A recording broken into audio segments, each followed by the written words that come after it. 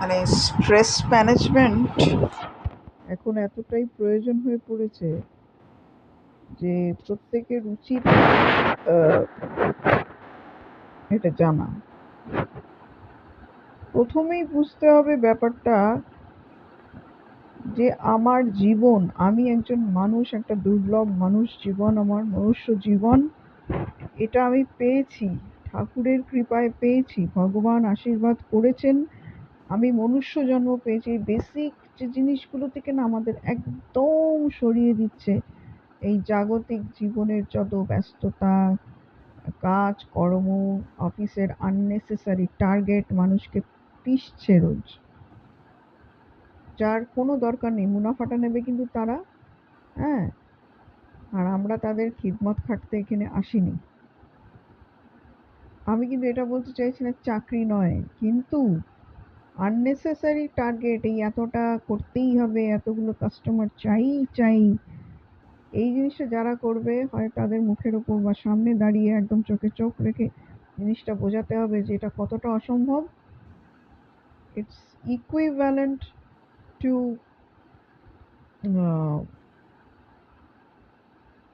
Murder আ person, এইটা তাদের বোঝাতে হবে। টার্গেটই সব নয়, সেইটা বুঝিয়ে একসাথে কাজ করতে হবে। টার্গেট আবার কি, টার্গেট নিশ্চয়ই থাকবে কিন্তু সেটা একটা লিমিটের মধ্যে, যেটা অ্যাচিভেবল। অমানুষিক জিনিস করাটা বন্ধ করতে হবে।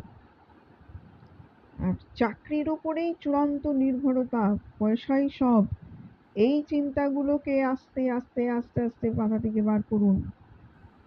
আসল জীবনের চলার এবং সাফল্যের চাবিকাঠি কিন্তু আনন্দ, হাসি, মানুষের প্রতি সহানুভূতি, ভালোবাসা।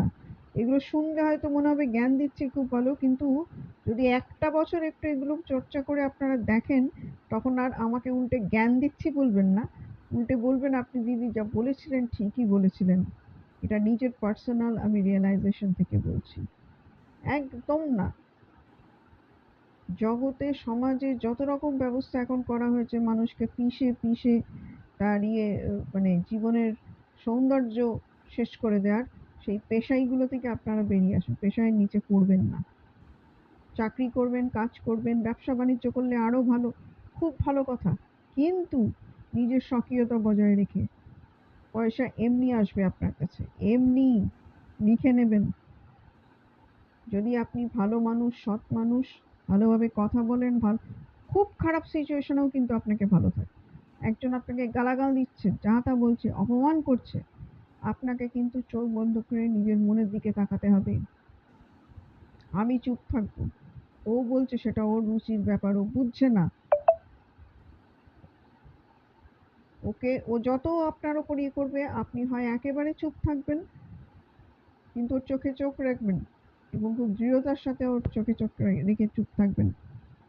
আপনি এটা বুঝিয়ে দেবেন নীরবতা দিয়ে, তোমার কথায় আমার কিচ্ছু এসে যায় না, আমি আমার ভুলটা বুঝতে পেরেছি, শুধরে নেওয়া হবে। বা তুমি তোমার ভুলটা বুঝে বোকার মতো মূর্খের মতো তর্ক করছো, সেই মূর্খের তর্কতে আমি জড়িয়ে নিজেকেও আর একটা মূর্খ প্রমাণিত করব না।